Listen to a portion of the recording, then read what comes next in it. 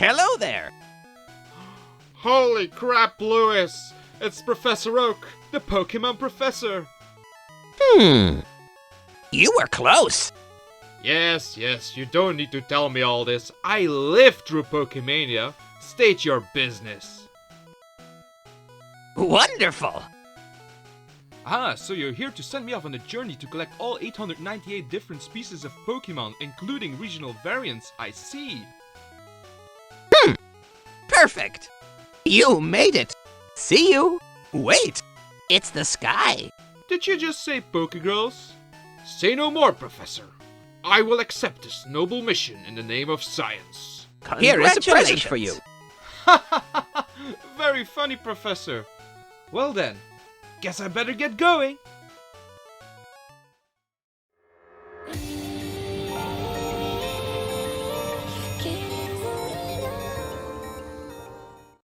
Greetings, Wanderer. My name is Bendicris, and welcome to the channel Flameburst Industries, hosted by me and my colleague, the Knight of Wrath. Here, we plan to post videos on a variety of topics, ranging from reviews to miniature model building. Please enjoy! This might not come as much of a shock to most people, but in every Pokemon game, you play as a Pokemon trainer.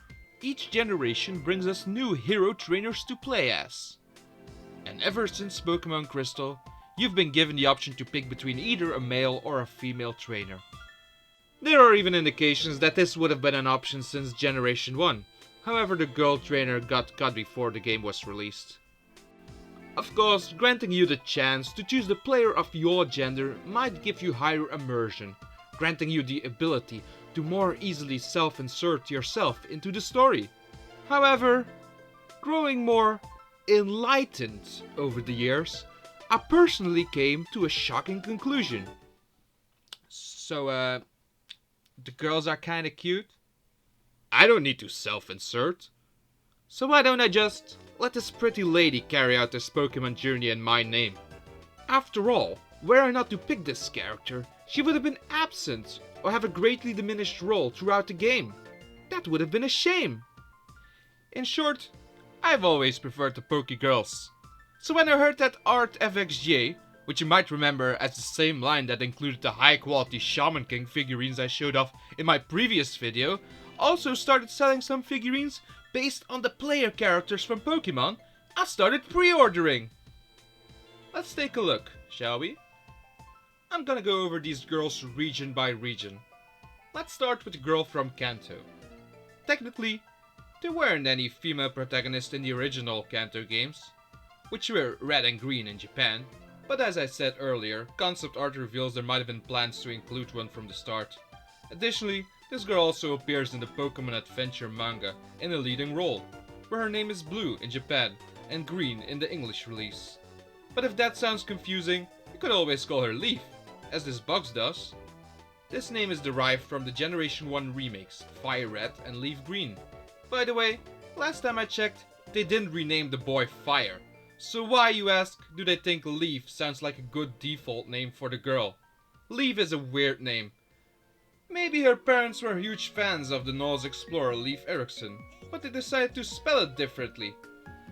But let's leave that tangent behind and take a look at Leaf and Squirtle. First of all, like the Shaman King boxes, this box comes with an original artwork. This would be used for the sculptor as a base for the model. Each of the trainers come with a base with a Pokeball pattern. Also included for every trainer is one Pokemon loosely associated with them.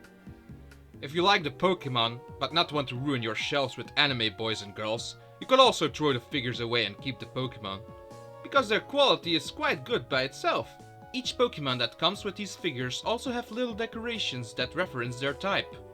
Water being Squirtle's type. This jolly Pokemon is probably one of the most popular ones out there. But what can you say about its trainer? Some might say most of these player characters don't really have much of a personality. The purpose of them, after all, is to act as surrogates for the player. So what can you actually say about Leaf based on her design? She looks cute, that's for sure. Her outfit is quite colorful. This combination of bright red, blue and white is not something I could ever pull off. If I ever came across a girl dressed like this in real life, I might even consider it a bit too colorful. If this blue was a bit darker, she'd be a walking Russian flag.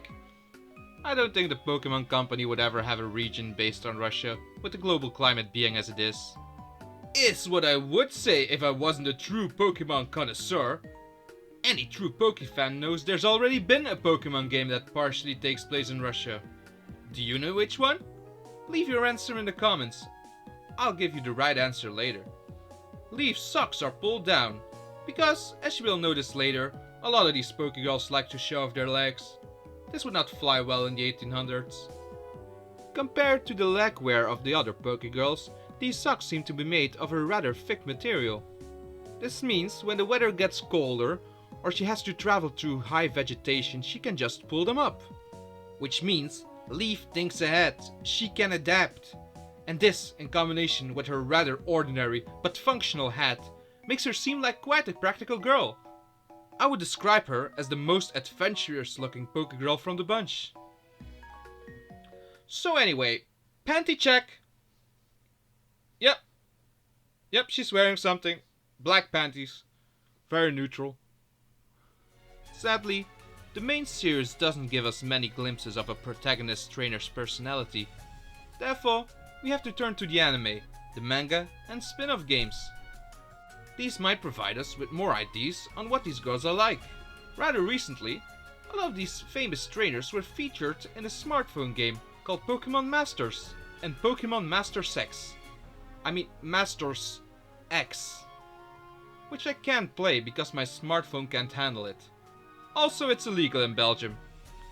In the definitive Pokemon manga, Pokemon Adventures, Leaf's design is used for the older blue. Or green outside of Japan. The girl character. Notably, in the manga, she starts off as a cunning trickster. An anti-hero, you might say. This isn't what you would expect if you ever saw her in her Leaf outfit. Because this looks like a girl I could trust. Trusting a female. Classic mistake. Let's go to the next region, shall we? Which is the Johto region. This is where Generation 2 takes place. As I mentioned before, this was the first generation that gave players the option to pick a female character. That being Chris. The ARTFX J-line does not have a Chris. They did make a Lyra though, which is the girl character from the Gen 2 remakes, Heart Gold and Soul Silver. Now, is Lyra and Chris the same character? In Pokemon Adventures, the manga, she is. In Pokemon Masters, they are separate characters. To me, they seem different enough to be considered different characters. Other than the presence of two pigtails, they seem to have widely different tastes. Chris looks activity oriented. A sports girl, you might say. Lyra, on the other hand, with her suspenders, looks more like an outdoor country girl. These suspenders and her puffy head might seem a bit dorky, but that just adds to her charm. In the Pokemon Adventure manga, Lyra, or rather Chris, was portrayed as a very capable Pokemon catcher, catching more different species of Pokemon than any other trainer in that series. Her sculpt certainly makes me believe she has the energy to even start such a massive endeavor. Lyra also appeared in the anime, but at a time when I already stopped watching it. Apparently she's a bit nosy there. In her master's description, she is described as a curious girl. She certainly looks like she doesn't have much of a filter. Some fans have tried to popularize the idea that Lyra is in fact a psychopath yandere. Lyra seems to me like she's a bit hyperactive, so the idea that she's clingy isn't really that far-fetched to me. If any of these girls is a yandere, it's gonna be Lyra.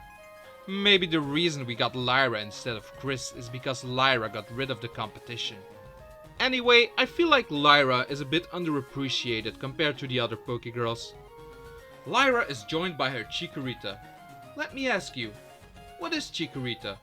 You know it evolves into a sauropod, yet it is difficult to see Chikorita itself as one. Some say it's a pear, yet the name refers to chicory, a flowering plant. More specifically, as the German name would suggest, Chikorita is based on a Belgian endive. It looks more like a pear than an endive though, but why question the official sources? By the way, the games taking place in Russia are in fact Generation 4, with Sinnoh.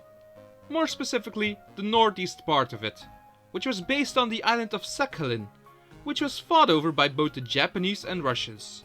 Yes, very interesting indeed. Anyway guys, I'm gonna end the video here. I hope you enjoyed it. But truth be told, these aren't the only 2 statues I have in this collection. But I don't have time to show them all right now. In the next video, I will show more of these champion ladies. I don't want to disappoint Professor Oak after all. Anyway, don't forget to give this video a thumbs up. If you desire to see more content forged in the flames of hate and passion, please subscribe to the channel. See you soon! Nice to meet you. The most important thing is to always be near your Lyra. Spend a lot of time exploring with Lyra. I've never been so happy.